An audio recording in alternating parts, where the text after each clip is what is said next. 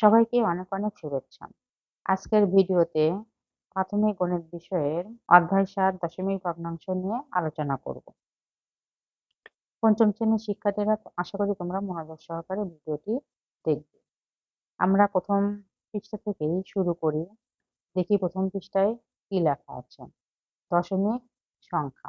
একটি ম্যারাথন দৌড় প্রতিযোগিতায় একজন দৌড়বিদ ৪২.১৯৫ কিলোমিটার পথ দৌড়ান। এখন আমরা নিচের সংখ্যাগুলো পরীক্ষা করি। এখানে যে সংখ্যাটি আছে ৪২.১৯৫ এই সংখ্যাটিতে দশমিক আছে। ৪২.১৯৫ সংখ্যাটি একটি দশমিক ভগ্নাংশ, যার দশমাংশ, শতাংশ এবং সহস্রাংশ রয়েছে তা নিচে দেখানো হলো। এই সংখ্যাটিতে দশমিকের পরে ৩ টা সংখ্যা আছে। আমরা যেরকম যেকোনো সংখ্যার স্থানীয় মান নির্ণয় করতে জানি, সেরকম দশমিক ভগ্নাংশেরও স্থানীয় মান আছে। দশমিক পরের সংখ্যাগুলোর প্রত্যেকটারই স্থানীয় মান আছে। এখানে একটা ছক আকারে স্থানীয় মানগুলো লেখা আছে। তাহলে আমরা যেখানে দেখতে পাচ্ছি স্থানের নাম, একক, সংখ্যা। এখানে দশক, একক, দশমাংশ, শতাংশ, সহস্রাংশ। এখানে দশমিক বিন্দু আছে। দশমিক বিন্দুর আগের সংখ্যা আমরা যেভাবে স্বাভাবিক সংখ্যা স্থানীয় মান নির্ণয় করি সেইভাবে স্থানীয় মান নির্ণয় করব। অর্থাৎ একক, দশক থেকে এভাবে আমরা ডান থেকে বাম দিকে যাব। আর দশমিকের পরের সংখ্যাগুলো আমরা স্থানীয় মান নির্ণয় করতে গেলে দশমিকের পরের ঘর থেকেই আমরা শুরু করব। দশমিকের পরের ঘরে আছে দশমাংশ, তারপরে শতাংশ, তারপরে আছে সহস্রাংশ। আমরা সাধারণত দশমিকের পরে ২ ঘর ব্যবহার করি। কোনো কোনো ক্ষেত্রে ৩ ঘরও নিতে পারি। সেই জন্যে আমরা ৩ টা ঘরের স্থানীয় মান জানলেই আমাদের জন্য যথেষ্ট।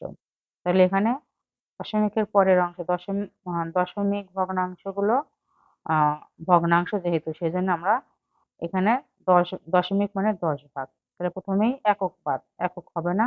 ১০ ভাগ যেহেতু দশমাংশ। আর তারপরের সংখ্যা যেহেতু ১০০ ভাগ সেজন্য শতাংশ। এর পরেরটা ১০০০ ভাগ সেজন্যে সহস্রাংশ। দশমাংশ একটা করে অংশ হবে। দশকের সাথে একটা অংশ দশমাংশ। শতকের সাথে একটা অংশ হবে শতাংশ। সহস্রের সাথে একটা অংশ হবে সহস্রাংশ। তাহলে দশমাংশ, শতাংশ, সহস্রাংশ। তাহলে ৪২.১৯৫ সংখ্যাটিতে ১০, ১, দশমিক, ০.১, ০.০১ এবং ০.০০১ কতটি আছে? এই সংখ্যাটিতে ১০ আছে ৪ টি, ১০ অর্থাৎ দশক স্থানীয় অঙ্ক, ১ আছে অর্থাৎ একক স্থানীয় অঙ্ক আছে ২ টি, আর দশমিকের পরে ০.০১ আছে ১ টি, ০.০১ ০.১ আছে ১ টি, ০.০১ আছে ৯ টি, ০.০০১ আছে ৫ টি। তাহলে এই সংখ্যাটি সম্পর্কে আমরা বিস্তারিত বুঝতে পারলাম, জানতে পারলাম। এখন এখানে আবার দেখি ১ কে ১০ দ্বারা গুণ করলে এবং ১ কে ১০ দ্বারা ভাগ করলে নিচের সংখ্যাগুলো পাওয়া যায়। এখানে ১০০ কে ১০ দিয়ে ভাগ করলে ১০ পাওয়া যায়। আবার ১০ কে ১০ দিয়ে গুণ করলে ১০০ পাওয়া যায়। অর্থাৎ বিপরীত প্রক্রিয়া। আমরা ভালো করেই জানি যে গুণ, ভাগ বিপরীত প্রক্রিয়া। এখানে সেটাই এই ছকে গুণ এবং ভাগের বিপরীত প্রক্রিয়াটা সুন্দরভাবে দেখানো আছে। আমরা একবার দেখলেই ভালো করে বুঝতে পারবো। এখানে ১০ দিয়ে গুণ করলে কি হয়, আবার ১০ দিয়ে ভাগ করলে কি হয়, এই সংখ্যাগুলো এখানে লেখা আছে। ১০ দিয়ে গুণ করলে বেশি হয়, অর্থাৎ এদিকে গুণ আর এদিকে ভাগ। ভাগ করলে কম হচ্ছে, গুণ করলে বেশি হচ্ছে। এখানে যেমন ১০ কে ১০ দিয়ে গুণ করলে ১০০, ১০ কে ১ দ্বারা গুণ করলে ১০, দশমিক ১ কে ১০ দ্বারা গুণ করলে ১ হচ্ছে, দশমিক ০১ কে ১০ দ্বারা গুণ করলে ১ হচ্ছে, অর্থাৎ দশমিকে কমে যাচ্ছে। দশমিক ০০১ কে ১০ দ্বারা গুণ করলে ০.০১ হচ্ছে, অর্থাৎ গুণ করলে দশমিকের ঘর ডান দিকের ঘর কমে যায়। আবার ১০০ কে ১০ দ্বারা ভাগ করলে ১০ হয়, ১০ কে ১০ দ্বারা ভাগ করলে ১ হয়, ১ কে ১০ দিয়ে ভাগ করলে ০.১ হয়, দশমিক হয়ে যাচ্ছে। ১ কে যখন আমরা ১০ দিয়ে ভাগ করছি তখন ০.১ হলো। আবার ০.১ কে যখন ১০ দিয়ে ভাগ করব দশমিকের পরে একটা সংখ্যা শুধু বাড়বে। আবার ০.০১ কে যখন ১০ দ্বারা ভাগ করব আরেকটা শূন্য বাড়বে। সংখ্যা না থাকলে আমরা শূন্য দিয়ে দশমিকের ঘরগুলো পূরণ করি। এখানে ০.১ ১০ দিয়ে ভাগ করার জন্য একটা দশমিকের সংখ্যা বাড়লো। আবার ১০ দিয়ে ভাগ করার জন্য একটা দশমিক সংখ্যা বাড়লো। অর্থাৎ ১০ দিয়ে ভাগ করলে একটা করে দশমিক একের পরে একটা করে সংখ্যা বাড়ে। এখানে এটাই বোঝানো হয়েছে।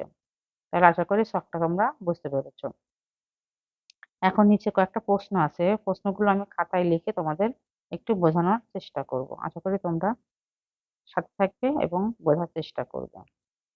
কতটি 0.1 দ্বারা 2.1 গঠন করা হয়েছে বা যায়?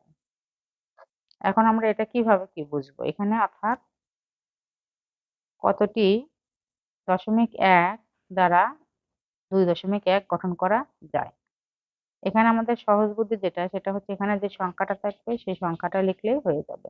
এখন কিভাবে হবে? এখানে যদি আমরা বলি যে 21টি কতটি 0.1 দ্বারা 2.1 গঠন করা হয়েছে? উত্তর হবে 21টি।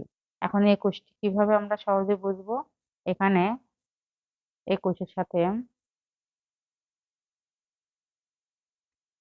21 গুণ 0.1 যদি আমরা গুণ করি তাহলে এই সংখ্যাটা আমরা পাবো। অর্থাৎ 21টি এত দরকার। 21টি 0.1 দরকার। তাহলে আমাদের এই সংখ্যাটা পাওয়া যাবে। সহজ বুদ্ধি এখানে যে সংখ্যাটা থাকবে সেই সংখ্যাটা বললেই হবে। দশমিক ছাড়া সেই সংখ্যাটা বললেই হবে। যেমন এখানে আছে কতটি 0.01 দ্বারা 0.19 গঠন করা যায়। ওই একইভাবে 19টি হবে। এখানেও আমরা যদি গুণ করে দেখি 19 গুণ এখানে আমরা পাবো এরকম একটা সংখ্যা পাবো। 19 দিয়ে গুণ করলে এটা আমরা পাবো। দশমিকের আগে সবসময় একটা শূন্য দিতে হয়। সেটা আমরা পড়ার সময় উল্লেখ করলে হবে, না উল্লেখ করলেও সমস্যা না। আমরা যদি বলি 0.01 তাও হবে, 0.01 তাও হবে। তাহলে এটা আমরা সহজেই উত্তরগুলো পাবো। এখানে হবে 19টি, এখানে হবে 21টি, এখানে একইভাবে হবে 195টি, এখানে হবে এখানে সংখ্যাটা বড়, এখানে হবে আমাদের 42,195টি। তাহলে এখানে এই এখান থেকেই আমাদের সংক্ষিপ্ত প্রশ্নে আসে উত্তর সরাসরি উত্তর লিখে দিলেই হবে। সবাইকে অসংখ্য ধন্যবাদ ভিডিওটি দেখার জন্য। আশা করি সবাই সাথে থাকবেন।